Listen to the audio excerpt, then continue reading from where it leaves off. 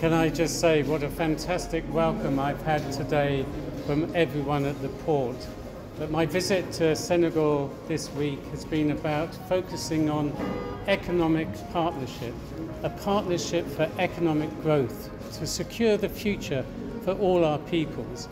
And what I've seen today is the really strong evidence of that partnership that's building a wonderful gateway to support trade and the economy. This will be a great future for this country, but it will also be a great future for the United Kingdom. So thank you very much. Je suis là dans le cadre donc de la visite que Monsieur le ministre pour l'Afrique du Royaume-Uni, Lord Collins, effectue aujourd'hui au Sénégal et particulièrement ici au port autonome de Dakar.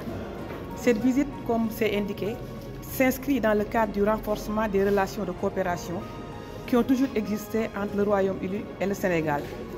Et aujourd'hui, donc avec l'avènement de deux nouveaux gouvernements de part et d'autre, c'est l'occasion pour nous de réitérer cet engagement et de voir dans quelle mesure le consolider.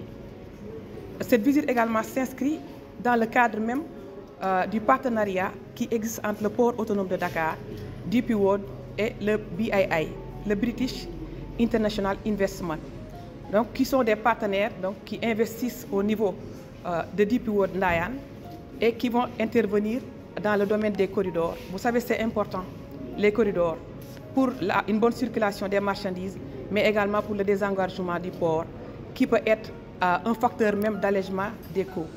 Donc c'est pour cela que je suis ici, donc, en compagnie de Monsieur le Directeur Général du port, pour accueillir notre hôte, lui souhaiter la bienvenue, mais également lui dire combien le gouvernement du Sénégal est dans les dispositions en ce qui concerne le secteur maritime de renforcer la coopération avec le Royaume-Uni. Comme vient de le dire à la fois le ministre britannique pour l'Afrique et Madame le ministre des Pêches et des infrastructures maritimes et portuaires, c'est une visite qui est dans le cadre d'une coopération, une longue coopération entre nos deux pays, mais plus spécialement au niveau du port autonome de Dakar. Nous sommes heureux aujourd'hui d'accueillir Madame le ministre et Monsieur le ministre parce que nous sommes particulièrement intéressés par la coopération qu'il y a entre le port autonome de Dakar et le BII.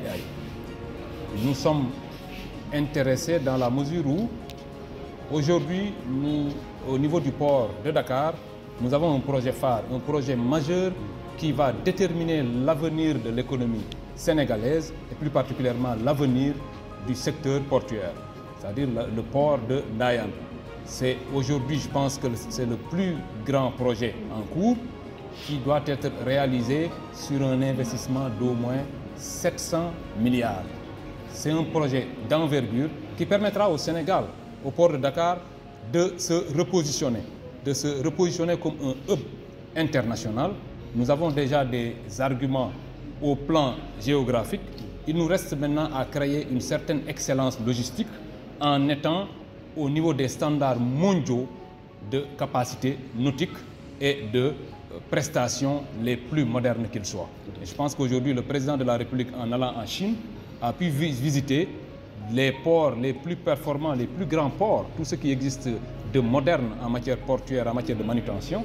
Et le président de la République a donné des indications précises pour que nous puissions nous inspirer de ces cadres d'excellence et faire du port de Dakar, le futur port de Ndayane, un des plus grands ports, en tout cas de la façade africaine, pour que nous puissions ensemble relever tous les défis que pose actuellement le projet pour lequel le président de la République et le Premier ministre ont été choisis. L'avenir du Sénégal, pour une grande partie, va se situer dans la maîtrise du commerce maritime. Et je crois que nos partenaires britanniques sont les bienvenus. Nous leur avons dit à quel point il était important pour nous de compter sur leur partenariat, sur leur collaboration, pour que nous puissions donner corps à cette vision qui est celle des nouvelles autorités.